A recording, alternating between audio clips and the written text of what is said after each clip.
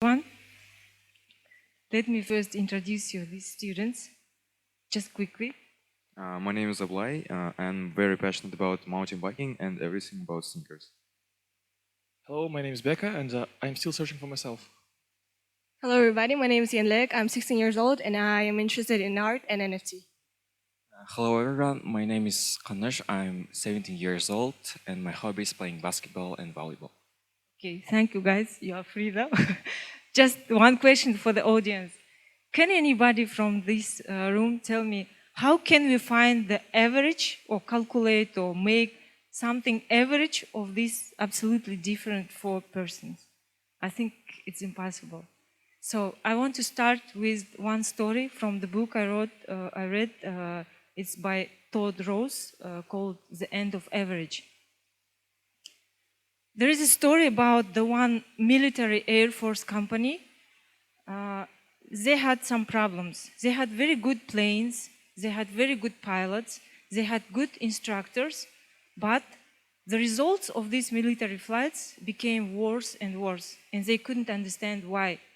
For a while, they blamed the pilots, they blamed the instructors, they blamed the technology, until one day they found out that the problem is in the cockpit itself. Cockpit is a seat where the pilot is sitting and making the manipulations on the plane. So if, for example, you are short-handed, you have to pull up a little bit to push some button in front and so on. So they understood that this cockpit doesn't fit every single pilot's size. And this was the problem. It's a long story, but fortunately, one researcher came up with the idea to make these cockpit seats regulated individually for each pilot. So thanks for this case. Now all of us have these seat adjustments in all our cars now. And in the same book, author shows many different examples of how these average numbers, when we say average salary, average grades, average marriage age, or whatever average, have nothing to do with the individual personal results of each person. So at the end of this book, he comes to conclusion that when we are talking about average, in fact, we are talking about nobody. And now let's come back to the students and to education sector, because I am from education. And when we are talking about our schools, our classrooms, our curriculum, everything is designed for the average student, right? And we know that, and in fact, if we will compare with that pilot's example, it means that the education system program actually designed for nobody. And this is the problem. Many organizations, governments, private schools, foundations, everyone now is working on this problem and trying to make the education more individualized, more student-centered. Because education's first mission is to reveal each kid's talent, each kid's potential, right? And as for me, I'm not a teacher, I'm not a psychologist, I'm just mom and I'm entrepreneur. And 4 years ago, I decided that me personally also want to contribute to education, because I understand that this is not just government's or schools' problem. Education is everyone's business, because all of us, our kids' first teachers. And I have now two projects. One we work with teenagers, and second project we deal with little primary school kids. And here today I just want to share with you some of my examples from my experience, how we try to implement this concept designed for the average versus designed for the unique. So this example, Maya, she's 8 years old, she hates writing at all. When her teachers gives her these Russian textbooks, you know, yeah, this little text you have to write, she always complains, this is boring, why should we write this? I don't like this topic, blah, blah, blah.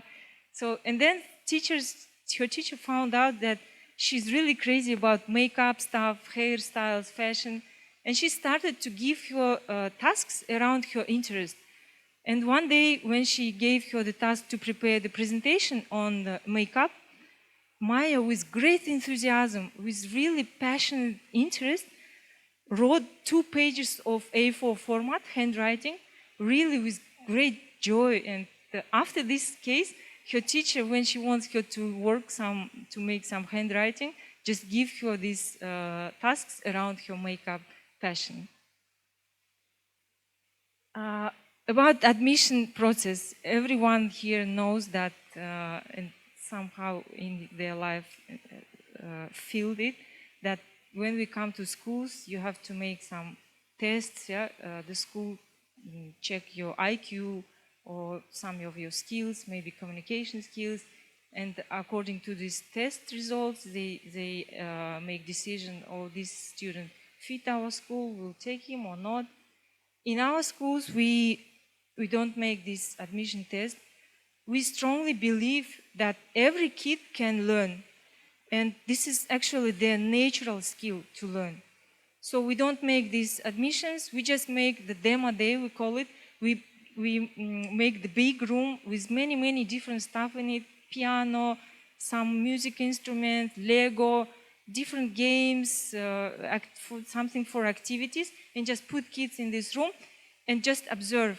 They start to interact with each other without any help from adults. They start to communicate, play, and you can see who is interested in what type of the activities. And the only thing we do, we sit with the parents and do very informative interview. We ask many questions about this kid so we can understand how we can help him to learn in his own unique way in our schools. About free time, yeah, all of us know that in school we have 40 minutes lesson, break, and this schedule made by adults to kids, right? In our school, we decided that maybe we have to give kids free time so they can do everything by their own. And we made this 1.5 hour free time after the lunch. And in the beginning, we really were scaring about maybe it's going to be uncontrollable, like mess, noisy, house. But we decided to do it. And surprisingly, kids showed us very self-organized attitude.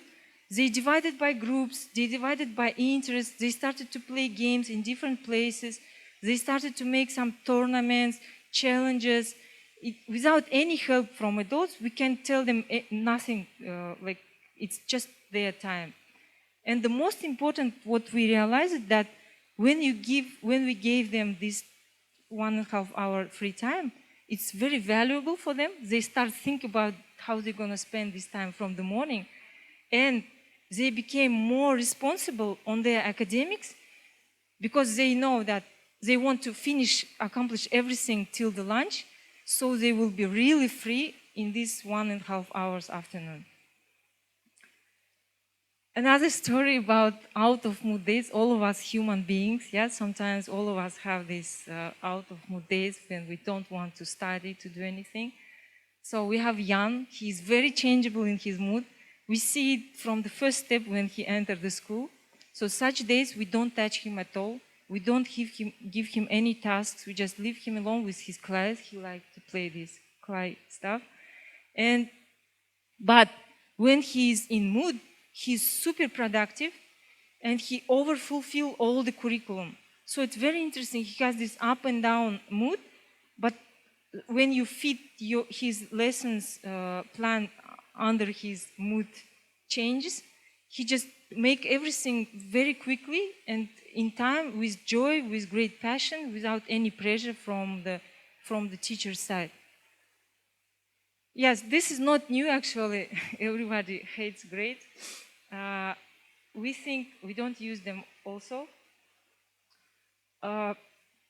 Yeah, grades are one-dimensional. They don't truly show us the kids' talents, their skills, their potential.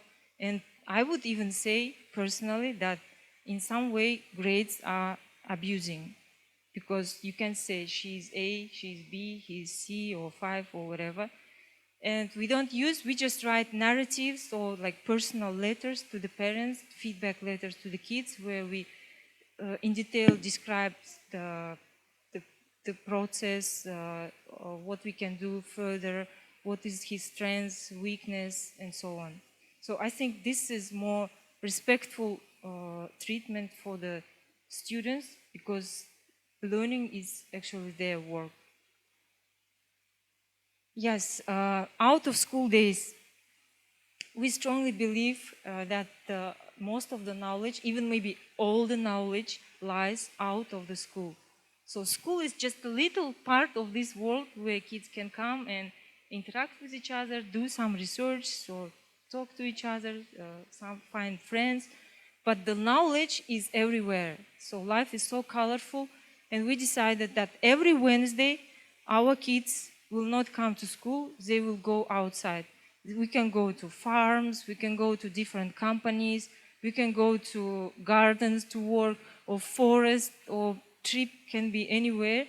And after that, on Thursdays, they come and tell us what they have learned from the real world, how it works actually. It's more like, we feel that this is more authentic way of learning about life. This is more about high school students. All of you know that in the high classes, you can pass this career guidance test. We call it prof orientation test. So it shows you that, yeah, you have good skills in analytics or in data science, or you can be good IT specialist or something else. So it looks like this test helps you to find your profession. But what I feel personally, that I'm actually always for something authentic, for something real. So we have this learning through internship program, and we try to make it as often as possible. So to send kids to different companies in real life.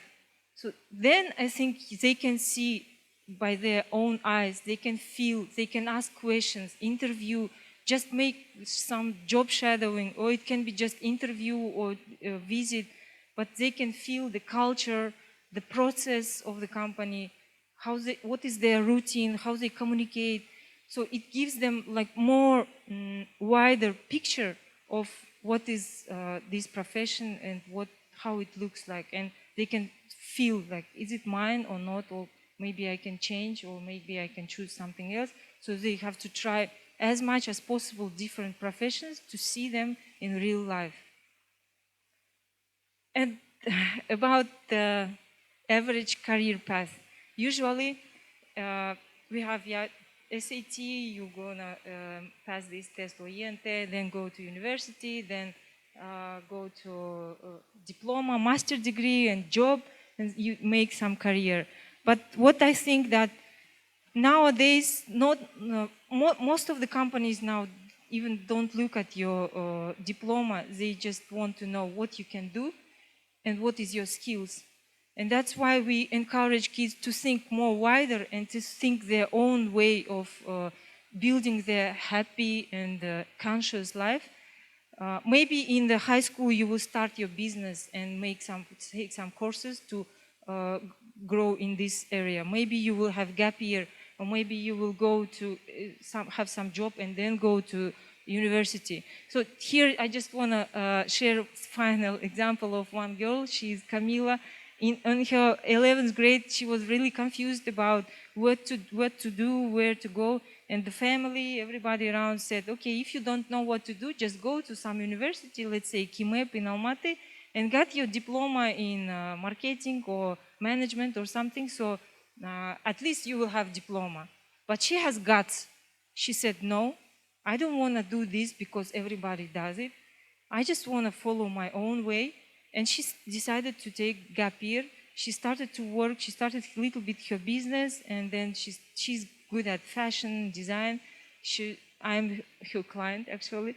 So she started to make style and shopping help to different women.